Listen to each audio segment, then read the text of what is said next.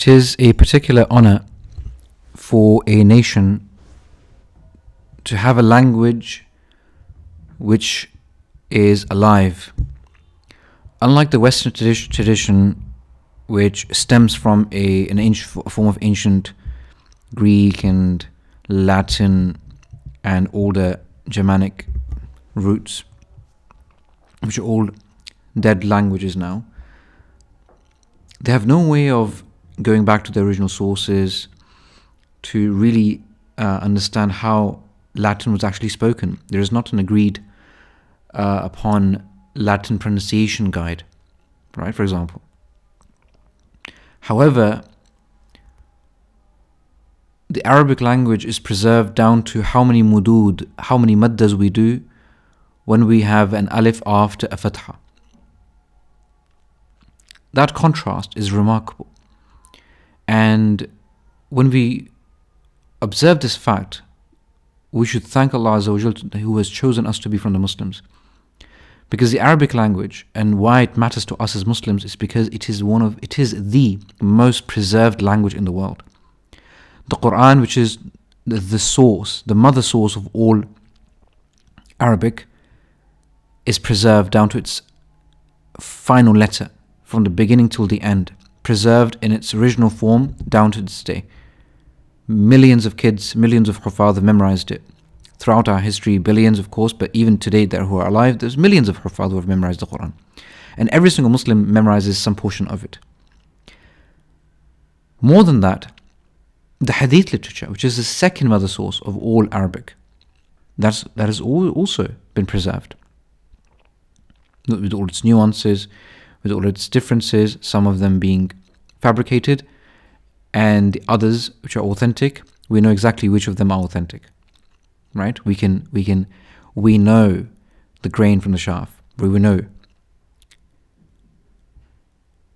Then the poetry, which is and the statements of the prehistoric Arabs, their speeches and their addresses to each other, and their songs and their etiquettes, their metaphors, their idioms, all of that is preserved. We have everything in record. And one of the Orientalists, as we also talked about this in the linguistic superiority of the Arabic language video, the Western Orientalists have mentioned how the Arabic language is so well preserved that it does not just preserve its lingo, its vocabulary bank. No, it also preserves the entire sentiment of a nation, the entire culture of a nation, its etiquettes, right down to its idiom. Allahu Akbar. No other nation can claim it. No other nation can claim this honor. Secondly, the Arabic language has been the source of resuscitation, giving life to some of the dead languages. Arabic is the reason why we could decipher hieroglyphics. How we got to know the entire history of the pharaonic Egypt. It was through the Arabic language. Hebrew had become a dead language, and it was through the use of the Arabic language that the Jews could resuscitate their language. And many other instances where Arabic has been the source of reviving back to life the dead languages of the world, because it has interacted with so many cultures and has lived with it, so it became a medium of preserving. And it has been throughout the Arabic language that most of the Western tradition, from the Greek philosophers and so on and so forth, and a lot of the Indian philosophies and the ancient Chinese philosophies have been preserved, primarily because of the Arabic authors preserving it by their translations.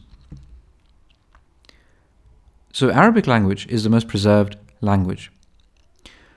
Thirdly speaking, Imam Abu Hatim al-Razi rahimahullah, in his book on the Asma al-Rijal, in his Muqaddimah he mentions that the Arabic language, don't think of it as a preservation or collection of just certain words that a dictionary should have so that you can know its meaning. An Arabic marjam, an Arabic qamus, Arabic dictionary is not like that. You see, Arabic language, the vocabulary, that the way it has been preserved, the nahu of it, the sarf of it, all of these sciences that have been preserved, they are equally as much as of a narration, a riwayah that has been preserved, like the Quran and the Hadith. So those of the Hadith rejectors and the Orientalists who reject the Quran and so on and so forth, they really have a hard case to fight. Because if they're going to say that the Quran is not preserved, or they're going to say that the Hadith is not preserved, they might as well say the entire Arabic tradition is false. Because we can't even understand what Alhamdu means. Because how do we know what Alhamdu means? We know it by way of transmission of the Lughah down to us. And there's a chain of narration there. Right? So the Ummah, the Ummah of Al-Islam, the Ummah of the Arabic language, it prides itself in its preservation. And that is another key element in the series of why Arabic matters. Why does it matter to us, and why does it matter as on an objective standard? So Arabic is a special language, and we take pride in it as Muslims. Alhamdulillah.